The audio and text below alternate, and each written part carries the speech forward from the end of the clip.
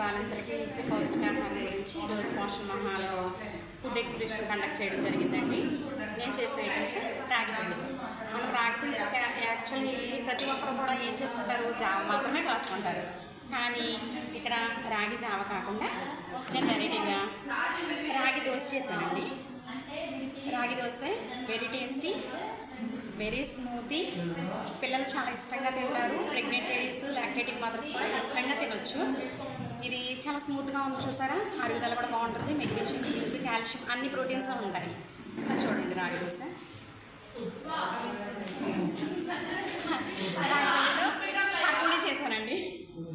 రాగిపిండి పకోడీ మాత్రం చాలా టేస్ట్గా ఉంది. తిన్న వాళ్ళు చెప్పారు. యాక్చువల్లీ నేను కూడా టేస్ట్ చేయలేదు. రాగి పకోడీ క్రిస్పీగా ఉండే రాగి జంతికలు కూడా చేసుకోవచ్చు. మనం రాగి పిండితో ఓన్లీ రాగి జావను మాత్రమే తయారు చేసుకుంటాం. రాగి దోశ చేసుకోవచ్చు, రాగి పకోడీ, రాగి జంతిక.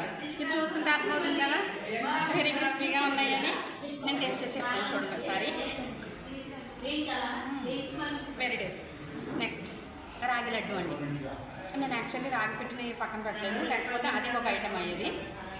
రాగి పెట్టేసేసుకొని అందులో కొంచెం బెల్లం తురుముకొని, బెల్లం చాలా ఐరన్ ఫుడ్ కదండి, రెండు కలిపి మనం లడ్డూలు చేసుకుంటే ప్రెగ్నెంట్ అండ్ లాక్టేటింగ్ మదర్స్కి చాలా బలం, పాలు కూడా పుష్కలంగా ఉంటాయి. నెక్స్ట్ రాగి ఇడ్లీ అండి. రాగి ఇడ్లీ చూడండి, వెరీ స్మూతీగా ఉంది కదా. రాగి ఇడ్లీ పిల్లలకి చాలా బలం, తల్లులు కూడా తినొచ్చు. మా టీచర్ గారు వాళ్ళందుకు మైనస్ చేశారు.